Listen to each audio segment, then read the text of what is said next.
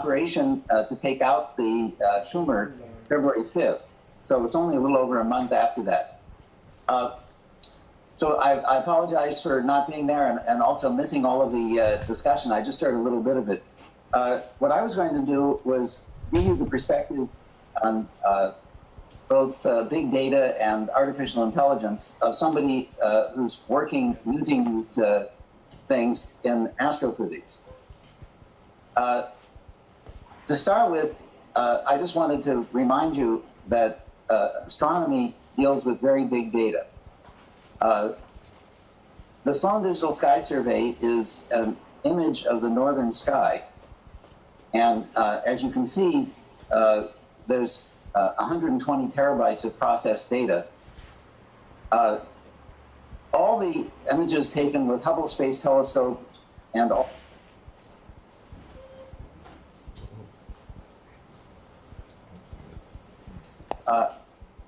are archived at MAST, which is at Space Telescope Science Institute.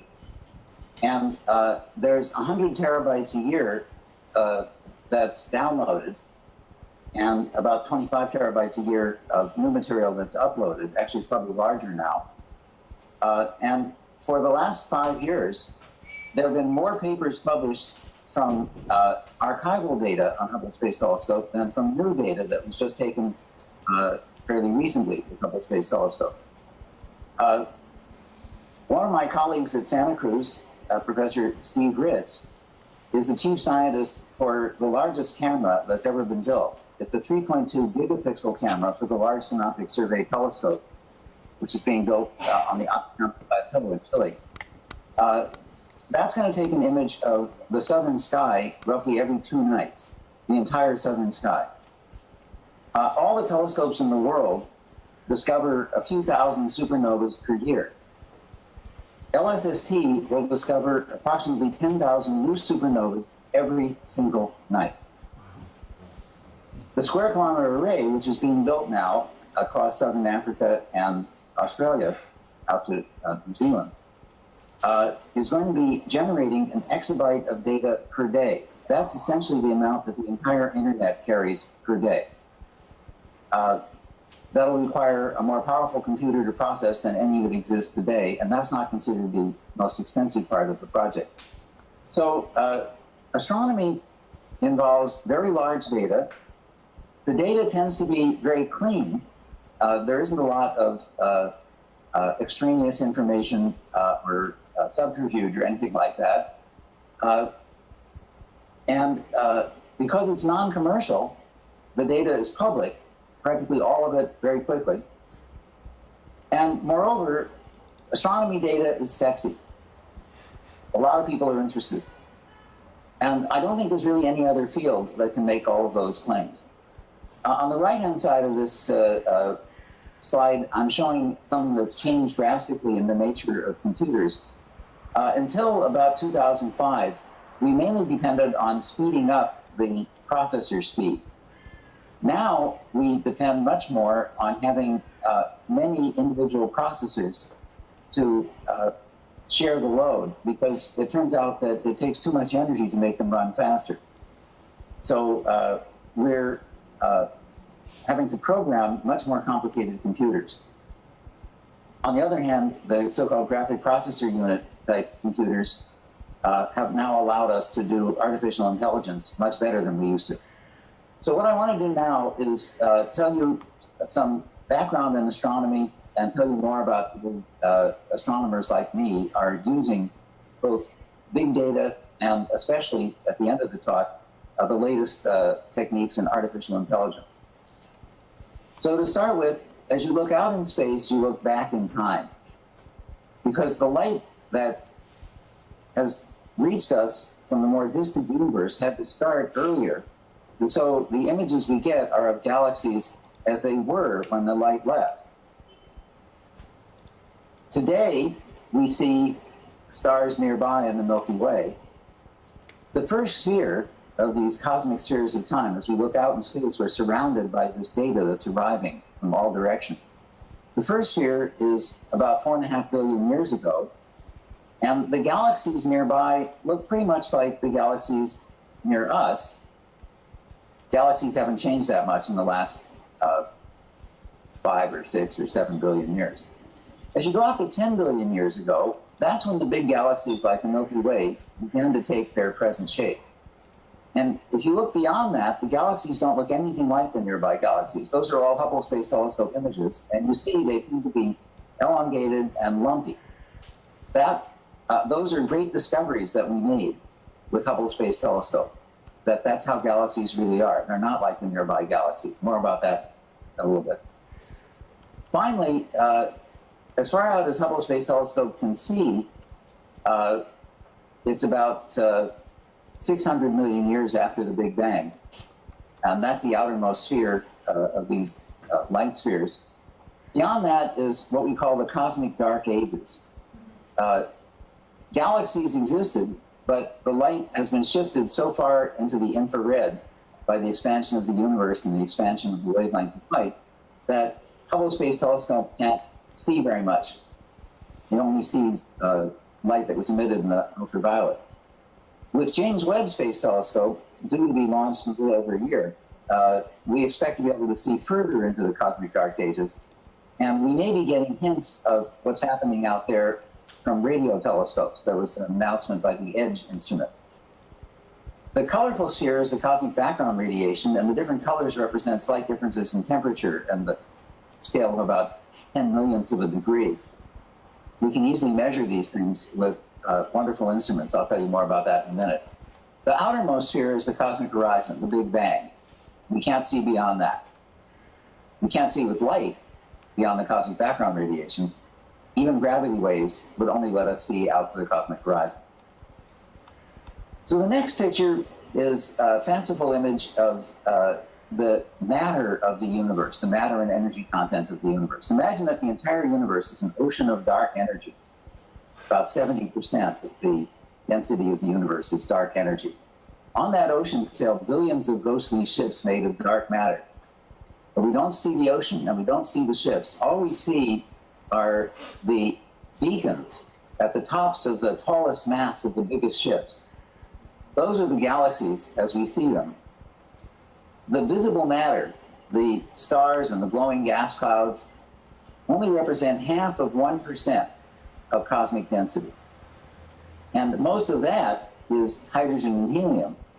All the heavier atoms make up only about 1/100 of 1% of cosmic density. Earth is mostly made of those heavy things, of course, so are we. We are made mostly of oxygen. More than 60% of your mass is oxygen, mostly in the form of water. And oxygen is the most abundant of the elements that we call metals. All the elements except hydrogen and helium are called metals by astronomers, and the most common is oxygen, followed by carbon and nitrogen. Most of the ordinary matter is hydrogen and helium, but it's invisible in between the galaxies or in the outskirts of galaxies, and ionized so that it doesn't emit or absorb radiation. So dark matter ships on a dark energy ocean, that's our modern picture of the universe. The technical name is lambda CDM, lambda representing dark energy or cosmological constant. That symbol was introduced by Einstein. CDM, cold dark matter, the theory that I'm one of the main developers of, which has now become the standard picture of how the universe works. So back in our beginning papers in 1983 and 1984, we predicted that white dashed curve. And as the data has come in, the prediction has been completely confirmed. This data is from many, many different sources. So the matter distribution agrees with the double dark theory, the lambda CDM theory. Very dramatic example is the data on the cosmic background radiation, the heat radiation of the Big Bang. The green curve in the upper panel is the prediction of the double dark theory, and every one of the red dots is an independent measurement. We have similar measurements by another satellite, WMAP, and lots of ground-based detectors, and the ground-based detectors go out to a smaller angular scale. I think we've now seen 13 of these wiggles, And every single data point is exactly where we predicted. In the bottom panel, you see other data from the Big Bang, temperature and polarization data. The agreement is absolutely spectacular. This is the kind of thing that can't happen by accident. It shows that the theory is basically right, at least as far as we've been able to test it. So again, terrific agreement with theory. Quarks, neutrinos, mesons, all those damn particles you can't see. That's what drove me to drink. Now I can see them. This is the truth. And this is partly to remind me to tell you that what I'm going to show you next are simulations of the large-scale structure of the universe and also the region around galaxies. But we show you the dark matter. But the dark matter is going to be shown as light. That's how else could we show it? Just remember that what you're seeing is not the stars. It's the clumps of dark matter. We call them halos of dark matter. A bad name, but unfortunately it's stuck. So another thing I need to warn you about is that we're not going to show the expansion of the universe when we show these visualizations. And the reason is if we tried to show the expansion of the universe, everything would be very small until it very quickly became, at the end, the present size. And you wouldn't be able to see what was going on. So instead, we do what we show in the lower part of this diagram. We always expand everything up to the present size, but we show the relative positions as they were long ago.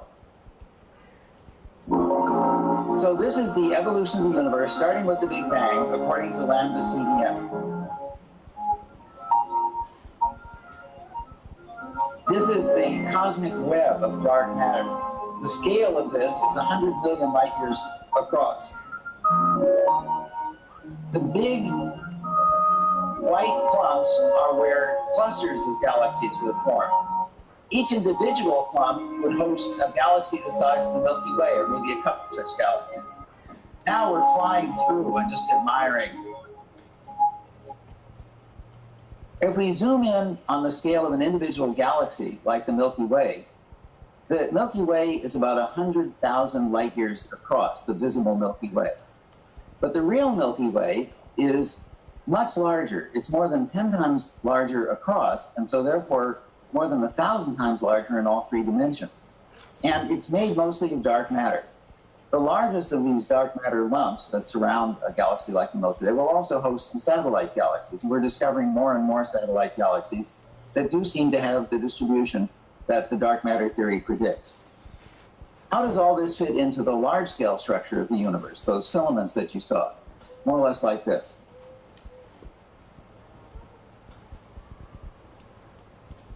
So this is a slice from one of our big simulations that we run on NASA's largest supercomputer. These are some of the best simulations that have been done to date on the distribution of dark matter in the universe.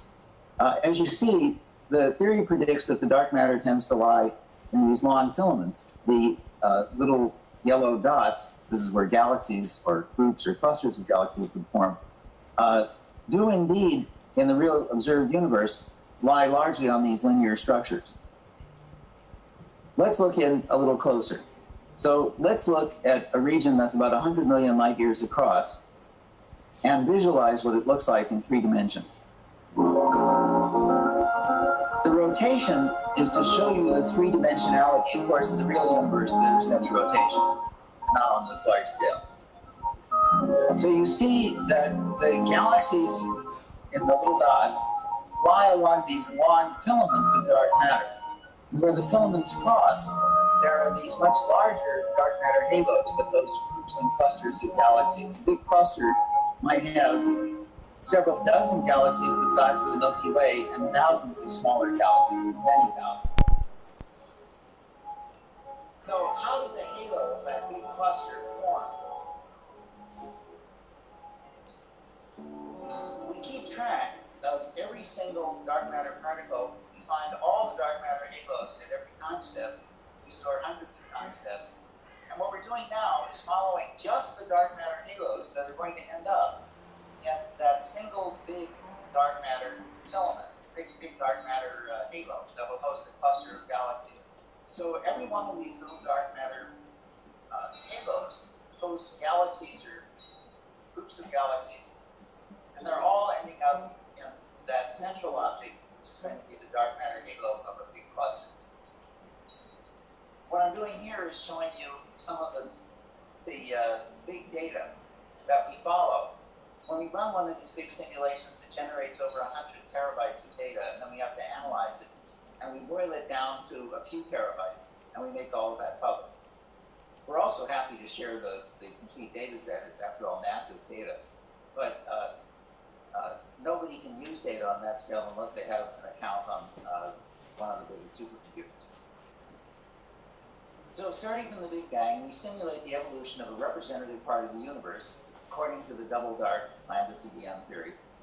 And we see if the end result matches what astronomers actually observe. On the large scale, the simulations produce a universe just like the one we live in.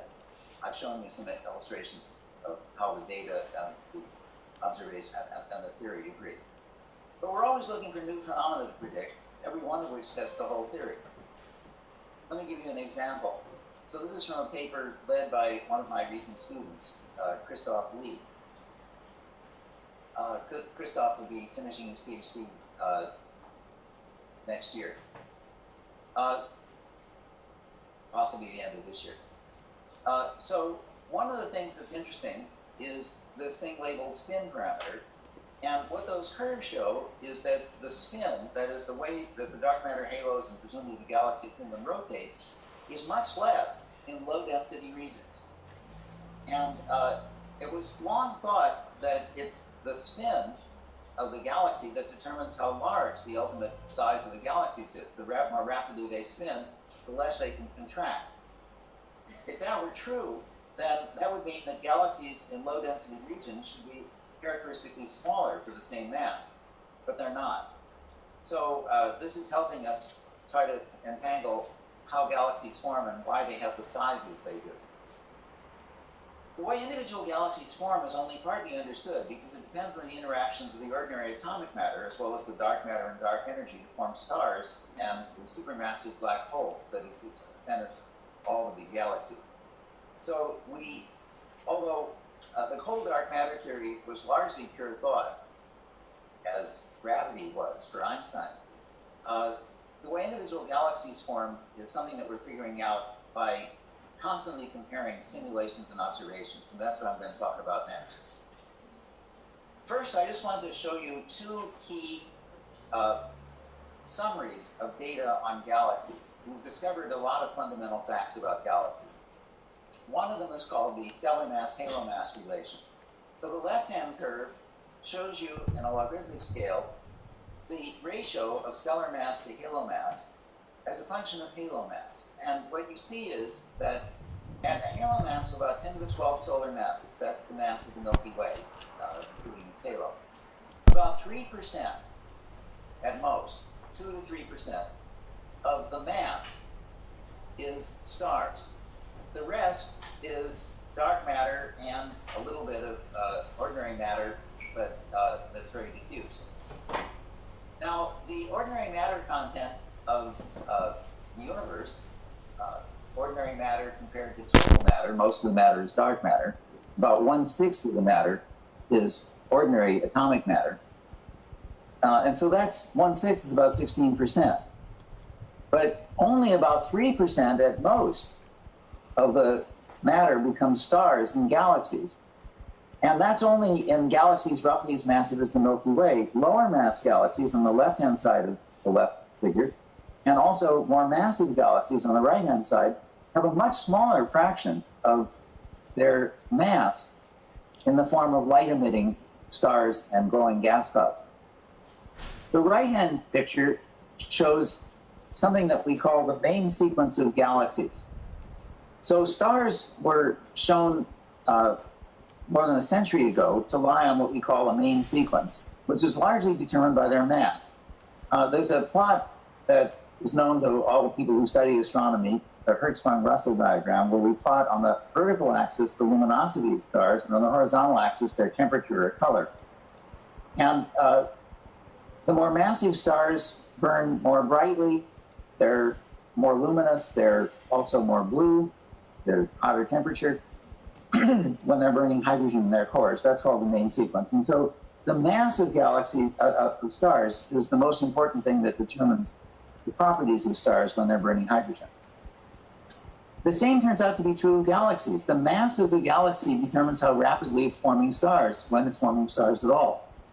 And what you see is at different redshifts, and the higher redshifts mean earlier observations in the universe, looking at the earlier universe. What you see is that the mass, the stellar mass on the horizontal axis, correlates with the star formation rate, the mass of stars that form per year. That's the vertical axis. So again, as with galaxies, as with stars, it's the mass that's the most important parameter. So these are two fundamental facts, and now we're going to use them. The other thing that I'm showing you in the next picture is something that we call abundance matching. So we make a plot of the number of dark matter halos as a function of their internal velocity or their mass. That's the right-hand plot. We make a similar plot of the number of galaxies as a function of their luminosity or their stellar mass. That's the left-hand plot. And we simply correspond the same density, the same number density. So very bright galaxies are rare, and so they would correspond to very massive dark matter halos, which are also very rare. So the horizontal blue line shows you this abundance matching. And it's based on the assumption that every halo hosts a galaxy, at least halos that are sufficiently massive. And it turns out this really works extremely well. The next picture shows that what is being plotted is, it's called the correlation function. It's basically the number of pairs of galaxies of these different masses. It's the number of pairs as a function of the separation. And the curves are the prediction of that abundance matching, and the dots are the actual data. And the agreement is really accurate. This is from a paper that we just published. It was led by one of my senior thesis students at the University of California, Santa Cruz. That's Radu Dragomir. Aldo Rodriguez Puebla was my postdoc. He's now an assistant professor back home at the University of Mexico in Mexico City. And I'm and Christoph Lee are the other authors. And here what we're showing you is that we can correctly predict with this abundance matching approach the abundance as a function of both R-band luminosity and also stellar mass, the abundance of galaxies in both very, very low density regions, the blue regions on the bottom, all the way up to the highest densities, and the agreement is really quite spectacular.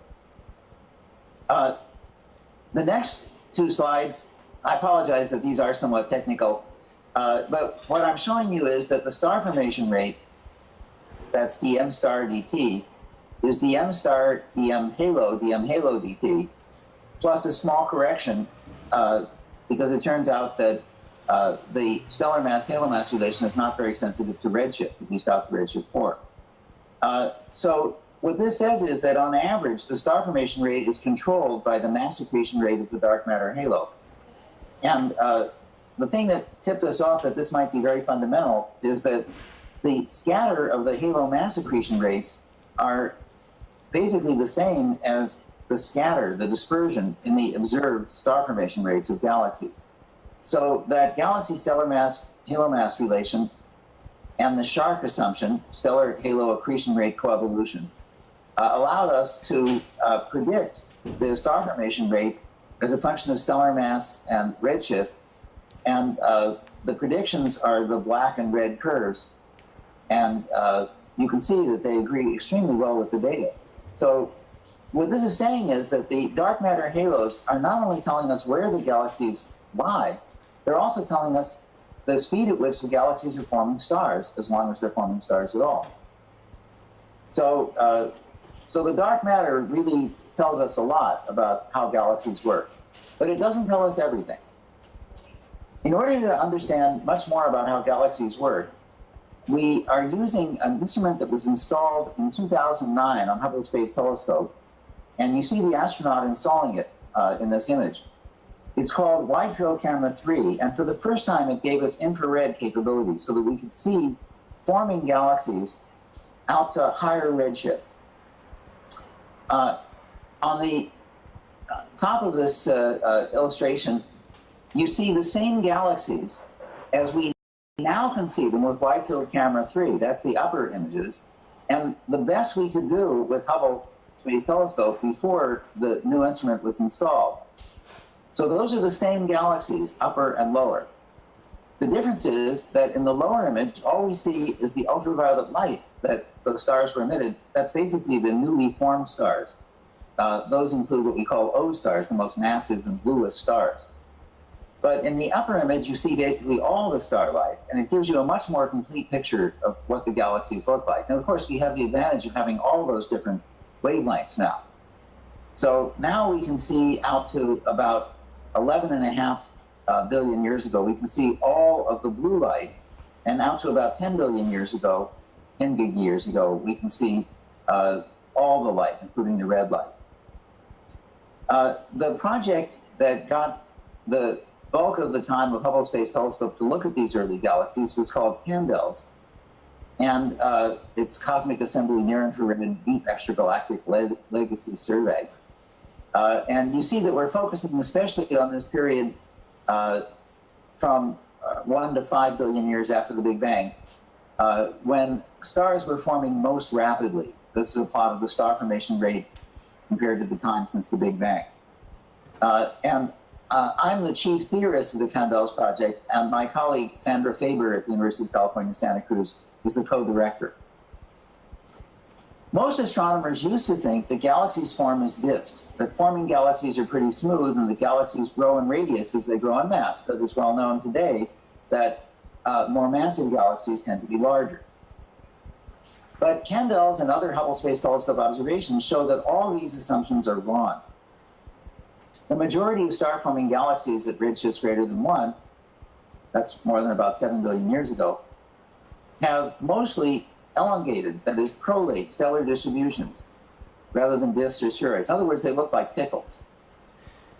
A large fraction of star-forming galaxies have massive stellar clumps, 100 or 1,000 times more massive than any clumps of stars we see in nearby galaxies. And these phenomena also help to create compact stellar spheroidal galaxies, which we call nuggets, through galaxy compaction, rapid inflow of gas to the centers of galaxies where a lot of stars form. So these are things that we see in our simulations, and since the simulations look just like the observations, they're helping us to understand the observations. Although other groups are not seeing the same things in their simulations, this is still quite a controversial and rapidly evolving area of astronomy. This is the data that showed us that a majority of the small galaxies are elongated. The bottom picture, the left-hand side of the plot, shows the number versus the number of galaxies versus the axis ratio, the short axis over the long axis of the image.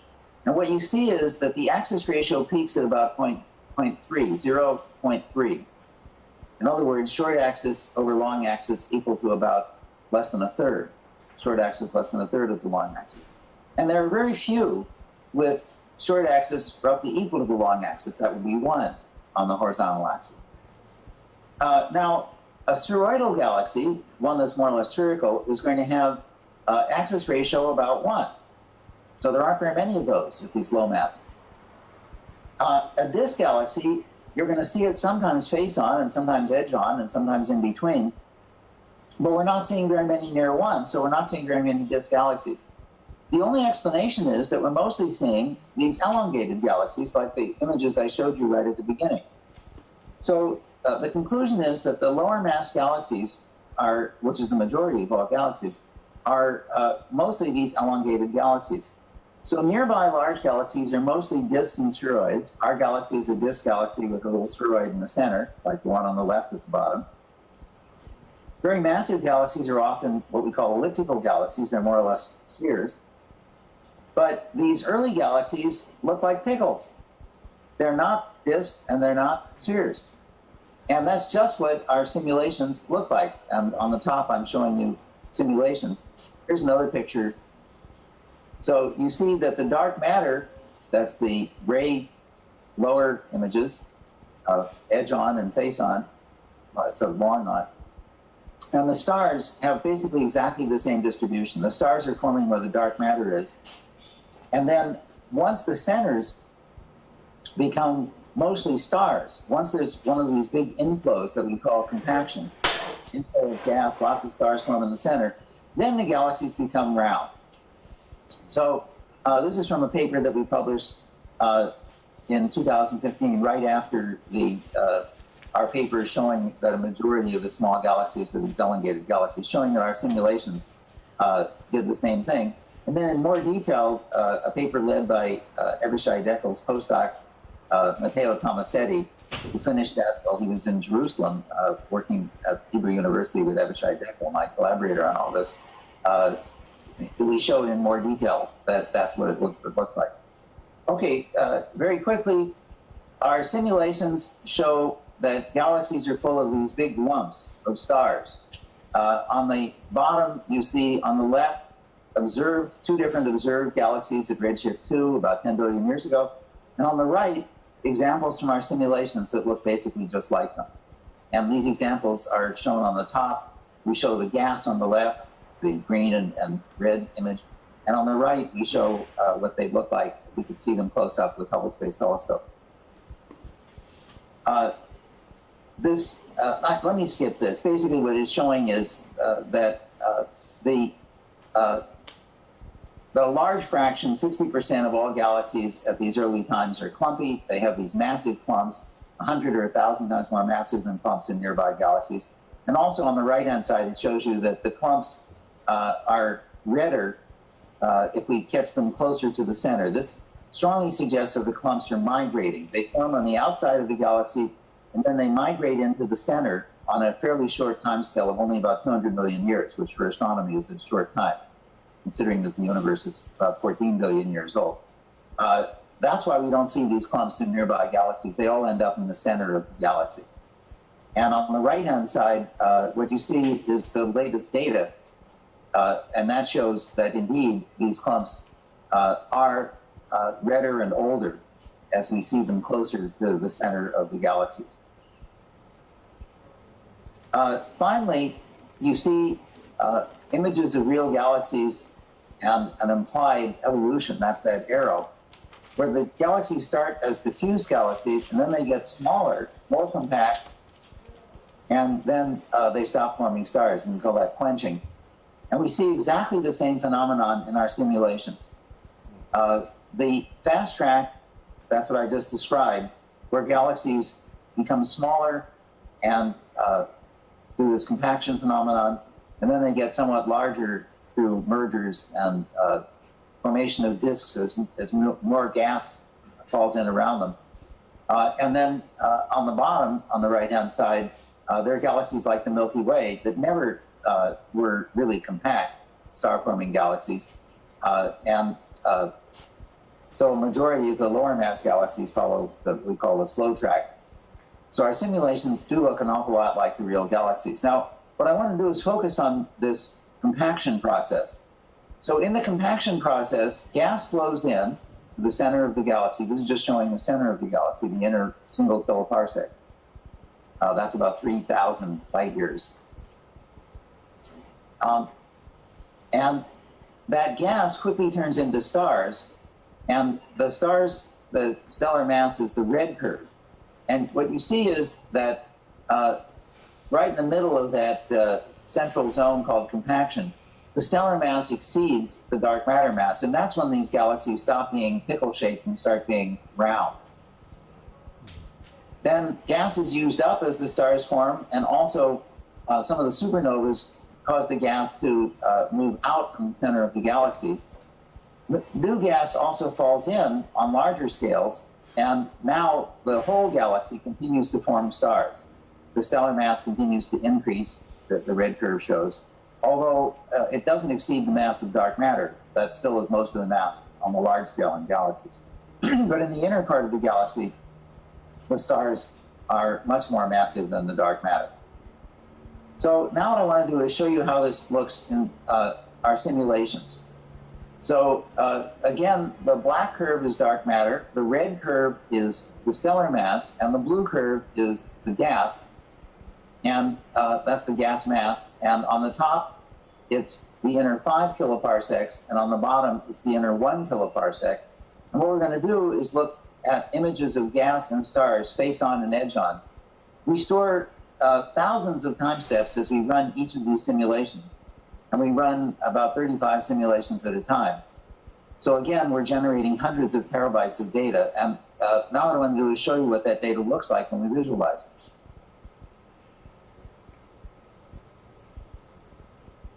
So on the left-hand side, you can see how the stellar mass, the dark matter mass, is changing with time. And on the right-hand side, you see that now this is looking like a spiral galaxy. Edge on, it looks fairly flat. Face on, you can see a clear spiral structure. That's especially true in the gas. So what we have are here several episodes, a total of 3 episodes, where we're going above what's called the main sequence. So the galaxy is forming stars a little faster than average when it's above the dashed line. So the first blue was one of these regions where the stars are forming. Then the gas got used up. Then some more gas came in. We call that compaction. And so then after the gas is used up, the center stops forming stars. We call that quenching. Then some new gas comes in. There's another compaction phenomenon. A dense bulge forms. And now the whole center of the galaxy, at least, stops forming stars. So we call that successful quenching. Sometimes there's rejuvenation. Often these galaxies will have supermassive black holes, and they help to prevent any further star formation. So this is a kind of a cartoon that shows the evolution of a typical galaxy. I don't want to take the time to explain this in any detail, but the upper right image shows that our simulations at 3 different mass ranges correctly describe the mass distribution of the stars across 4 orders of magnitude in stellar density. The lower image shows that the length of time it takes for the galaxies to convert their gas into stars are less above the main sequence, longer below the main sequence, and again, in excellent agreement with the observations. The observations are represented by the dashed red line, and the best fit to our simulations is the green curve, and you see they're virtually identical. So these give us a lot of hope that our simulations are sufficiently successful in explaining the phenomena that we can use these simulations as a deep learning training set to see if deep learning can determine the compaction status of galaxies from the observations. So now, just for a couple of minutes, a little background on artificial intelligence. So starting in the 1950s and 60s, there were 2 basic approaches to artificial intelligence, which are represented by these 2 figures, Frank Rosenblatt, who spent his academic career at Cornell, and Marvin Minsky, who spent his academic career at MIT. Rosenblatt sadly died in a boating accident fairly young in 1971, though he never got to live to see the success of the approach he pushed. Incidentally, both of these Jewish kids were classmates at Bronx High School of Science. And they were rivals there, and they remained rivals for years after that. So Rosenblatt thought that the way to make progress with artificial intelligence was to mimic the nervous system, where individual neurons have many inputs that have variable weights. The synapses adjust the weights of the 1,000 or so inputs per neuron, and they have a step function output. Either the neuron fires or not. No particular reason on a computer that you have to have a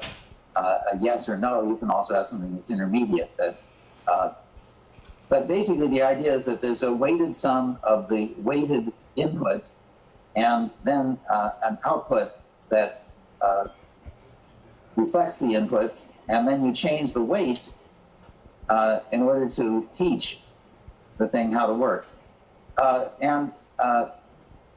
Minsky thought that that's not at all the right way to teach computers how to do things. Instead, you give the computers a huge number of rules. For example, to learn language, you would teach all the rules of language and also the dictionary. And that's how the computer would learn how to do, for example, translation. So those are two very different approaches to artificial intelligence. The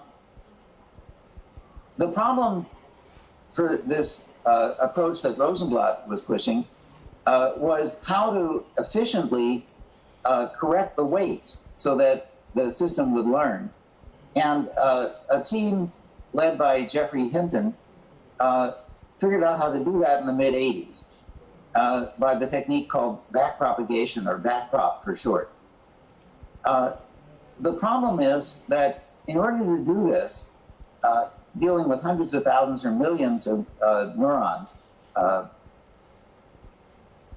required extremely powerful computers that only became widely available starting around 2012, the so-called graphic processor units. So since then, those approaches have outperformed all other approaches, and now this is the leading approach in artificial intelligence. So how is this applied to galaxies? In 2014, a then graduate student at the University of Ghent in Belgium, Sander Dieleman, used a deep learning code to predict the nearby image classifications that nearly 1 million people had made of millions of galaxies in the Sloan Digital Sky Survey. So they were presented with these images. There were at least 40 people who analyzed each image. And when they pretty much agreed, there were a total of 37 different things they could say about the galaxy. And if they pretty much agreed, then the challenge was to, just given the image, predict what the people had said.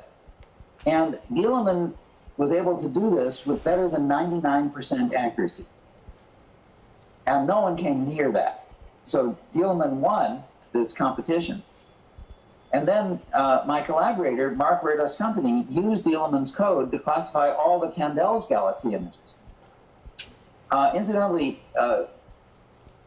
what was done was to use the classification by about 65 professional astronomers as the training set.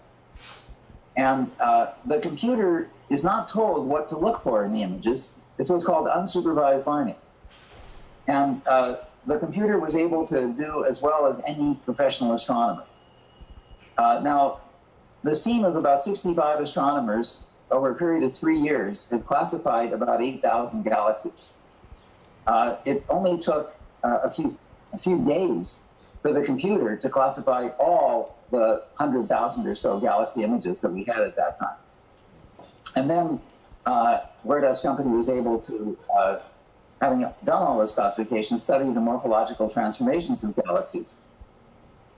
So we are just about to submit, probably this week, a paper that I like to call Face Recognition for Galaxies. The current working title is Detecting Wet Compaction in High Redshift Galaxies with Deep Learning. But we're still arguing about the title. It may change.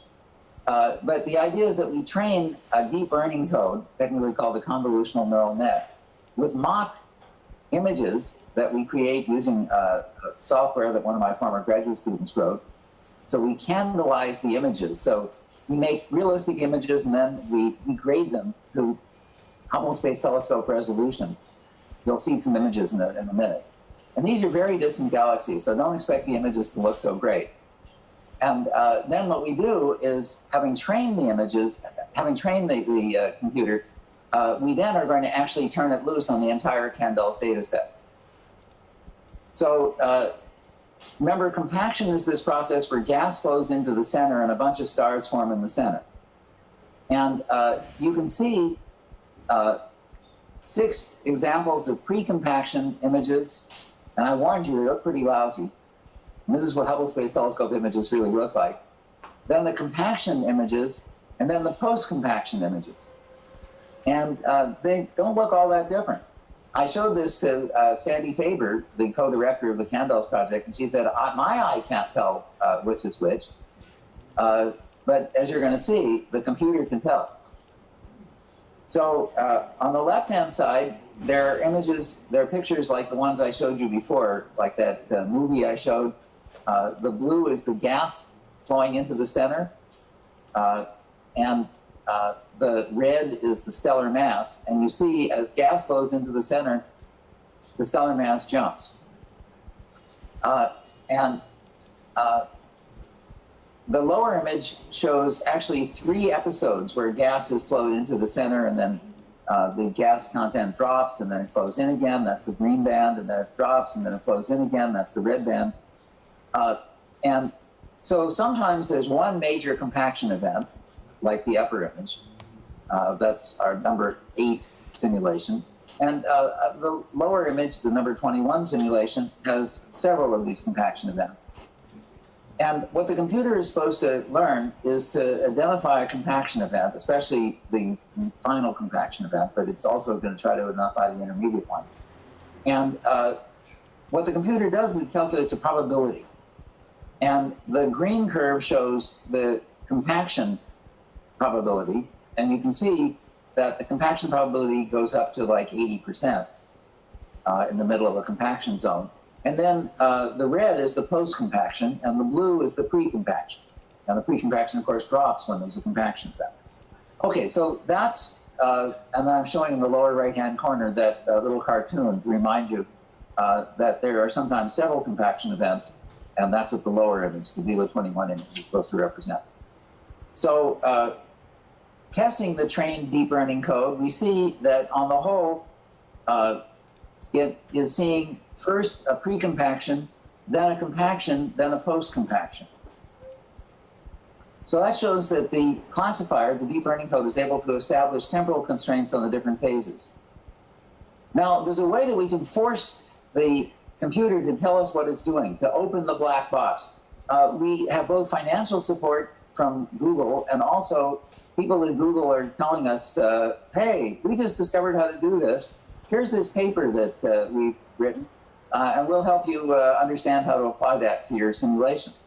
So, so this is one of the techniques that they like. It's called integrated gradients, and it lets us see which pixels the computer is using. And the pixels that the computer is using are just the ones that the computer should be using.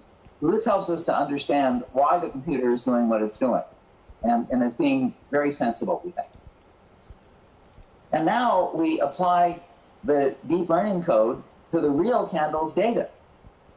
And what we see is that at 2 different regions of redshift, from 1.4 to 2.2, that's centering around 10 billion years ago, and then going out to about 12 billion years ago, 2.2 to 3.0, you can see that the green, that's the compaction, is peaking between a mass of 10 to the 9.5 and 10 to the 10, or 10 to the 10.2. And that's just what it did in the simulations. And we've actually scrambled the luminosity. So we're changing how bright the images are, so the computer can't tell what the mass is from the brightness. But nevertheless, it's figuring all of this out just great. So we think this is an amazing success. With James Webb Space Telescope, the giant telescope on the left-hand side in the upper image, we're going to have the ability to see galaxies much farther out. We'll be able to get nice images of galaxies out to redshifts of 5 to 10, so back to the first 100 million years. And we, of course, have already made mock images for James Webb. This is an example. So this is what our stars look like.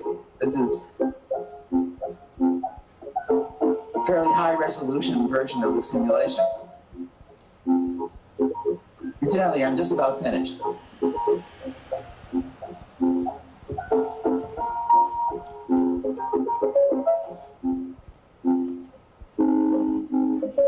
Okay, so this is what this would look like with Hubble Space Telescope. And this is what it would look like with James Webb. What a difference. But James Webb has a spectrograph on board.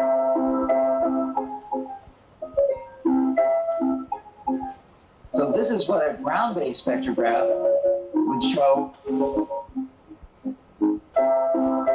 And this is what we're going to see with James Webb.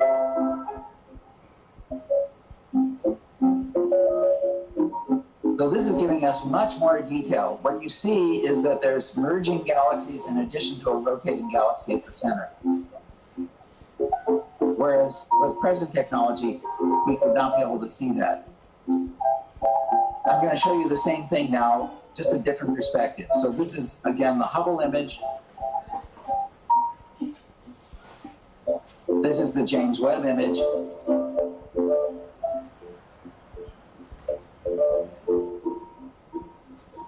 This is ground-based spectroscopy.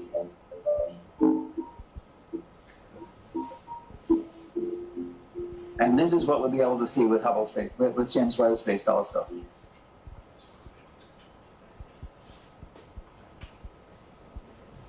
So that's the end of my talk. Large-scale simulations track the evolution of structure in the universe of dark energy and cold dark matter. Cosmological zoom-in simulations show how individual galaxies evolve. Our galaxy simulations agree very well with the Hubble Space Telescope Candle's observations that most galaxies start prolate, becoming spherical disks after compaction events. We trained a deep learning code with the simulated galaxy images, plus metadata describing whether they're pre-compaction, compaction, or post-compaction. The trained deep learning code was able to identify the compaction and post-compaction phases in the candlelized images. So the trained deep learning code was also able to identify these phases in real Hubble Space Telescope Candle's observations. And we expect that James Webb Space Telescope will allow us to do much better.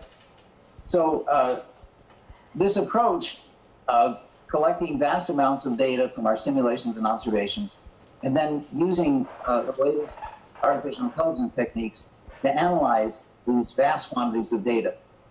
This is certainly the future of astronomy. Does this mean that big data is somehow changing the basic nature of science? I don't think so. It does mean that we have to learn how to use these new techniques. But the basic thing that we're after is still fundamental insight into why the universe behaves the way it does. And I don't think that that's changed at all. It's basically that the techniques are changing, but the basic nature of the questions are still the same. At least that's my opinion. And I think I've finished soon enough that maybe there's time for a little discussion. Thanks for your attention. Thank you. Thank you.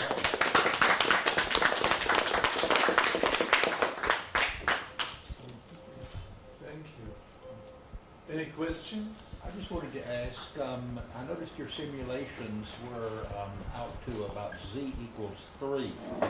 Is this because the data isn't much good further out? I think star formation is generally thought to be start around 10 or thereabouts. So when we do the simulations, we start basically at the Big Bang. And we run the simulations down to usually for these galaxy simulations, we stop at redshift 1, which is about 7 billion years ago. And that's because it's very expensive to run them further. So we prefer to do more simulations. And we've run some down to redshift 0, and we pretty much understand that part.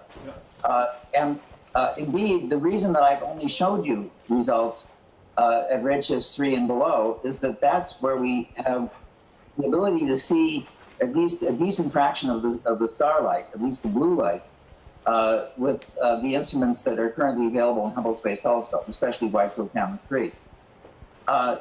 But in fact, we made these mock images out to redshift 10 for James Webb Space Telescope.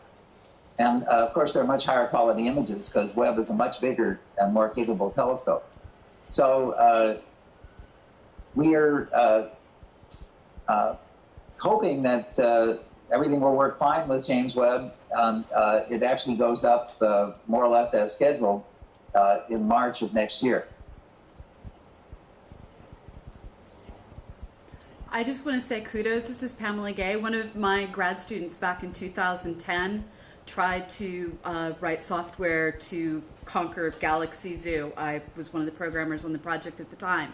Failed miserably. And to see just how far we've come since 2009 is really amazing. So Sander Dieleman, who was a graduate student when he won the Calgo competition in 2014, now is one of the top people at the London outpost of Google, or Alphabet. I think they call it DeepMind. And he was one of the people who wrote that AlphaGo program. Okay. It's spectacular work. Incidentally, not only did he give us his code, but we Skype with him. And he and lots of other people at Google are basically saying, hey, why don't you try this approach? And we'll send you some new papers that we've just written. So it's been, there's a big difference among the different teams. Google and Microsoft are pretty public about what they're doing. Apple is exactly the opposite. Yeah. They're all doing similar things. But of course, we're delighted to share our data with everybody and to get advice from people who are real experts. Thank you. Thank you very much.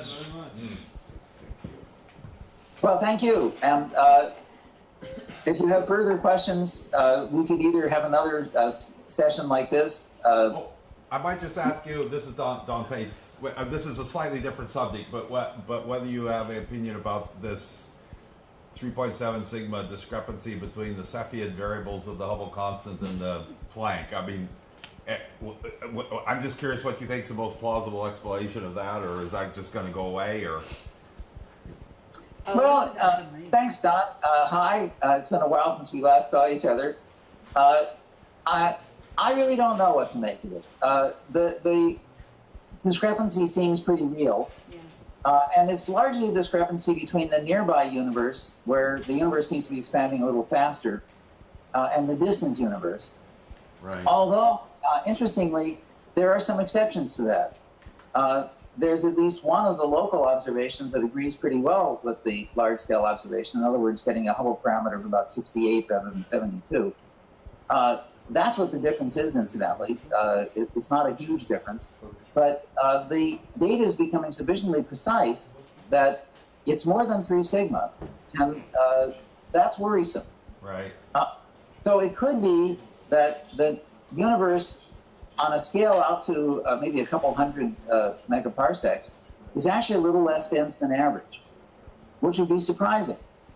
That would explain it. That would be why it's expanding a little bit faster. But that's not a very plausible explanation within the context of lambda CDM. The chances of that are really quite small. So it could also be that our theory of gravity, which of course is just Einstein's theory, general relativity, is really not quite right. Or it could be that the dark energy is not uniform, as a cosmological constant would be, but may actually depend on location and direction and so forth. And these are all great questions that we're attacking through a whole series of projects. The Dark Energy Survey, the Dark Energy Spectroscopic Instrument, DESI, many, many other projects. LSST is going to make a tremendous contribution to this. Also various spacecraft, especially the European spacecraft, Euclid, and we're very much hoping that the Trump administration doesn't kill the next really important spacecraft for this purpose that the U.S. was planning to put up, called WFIRST, based on a spy satellite that was given to NASA. So I think we're just going to have to see what the data shows. Thanks for the question. Right. I've just read something that mentioned sterile neutrinos, but I don't know enough about whether this is a plausible thing without having to change, densities or making. That certainly does. If you go back to the recent papers just in the last couple of years from Planck and a lot of the discussion since then, the first thing they do is they do what they call a vanilla lambda CDM model. It's got 6 parameters, and they just put in the standard 3 neutrinos that we know and love, the electron, muon, and tau type neutrino. Right. But it put in a 4th species of neutrinos, which of course we have no direct evidence for, but it's also not excluded. Then in fact, what you're doing is you're changing the expansion rate in the early universe at the time that the cosmic background radiation is emitted compared to the nearby universe. And because those neutrinos were very relativistic at the early universe and are not so now. And yeah, that's definitely a way that you could reconcile these different observations. So yeah, it may be one of those things. It also could, of course, just be that the observations need to be improved. Right. Okay, thanks. One unfortunate data point regarding W first. I got an email last week that the funding I have for a precursor project is gone. So NASA's already starting to zero funding on side projects. Yeah, it's very worrisome because W first is something that we've been hoping for several reasons. It gives us a very large-scale view, roughly 100 times the size of Hubble Space Telescope images, but with basically Hubble Space Telescope resolution and probably better infrared capability. So it'll allow us to do surveys of fairly large regions of the universe at fairly high redshift, something that no other instrument is really capable of doing. And if it's not descoped, it also will be a wonderful way of finding planets and maybe even characterizing the nature of the planets around nearby stars. Yeah. So another perspective on it is that every 10 years, the astronomy community gets together and decides what our priorities are. And there's these so-called decadal studies that are run by the National Academy of Sciences. And WFIRST was the highest priority of these large projects, according to the last decadal study. And on the whole, the US government has done very well to follow the decadal study recommendations. And so if the Trump administration is basically throwing out the best advice of the scientific community in this as in so many other areas, that's very worrisome. The core mission team has been told to proceed as though nothing was wrong. It's those of us that aren't funded off of the core mission funding, we're told to cease and desist all activities pending Congress. And so yeah, it's an interesting time. Well, so far Congress has done much better than the Trump team at funding science. So Yes. you know, Trump wants cuts in virtually everything. And Congress mostly has been actually sparing science pretty well. So let's hope that continues to be true. I hope so. Professor, Any other can you discussion? can you share video, not share screen, but show us your face? How do I do that? I guess what I do is At the bottom left, there's a red sign, I think, on your video. So exit the share screen.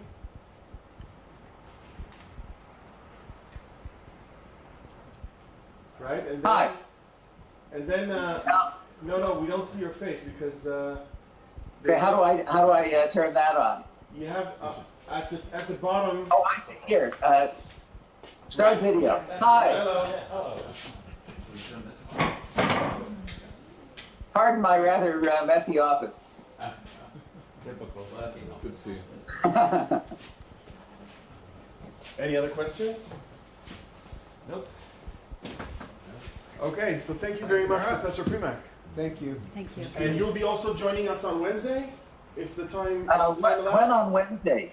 Also for you in the morning, in the afternoon for us. I'll send you the schedule again. Okay, I'll try. I have a visiting collaborator who's only here on Wednesday and Thursday, and we're trying to finish a paper. Oh. So his name is Hao-En Zhang from Peking University.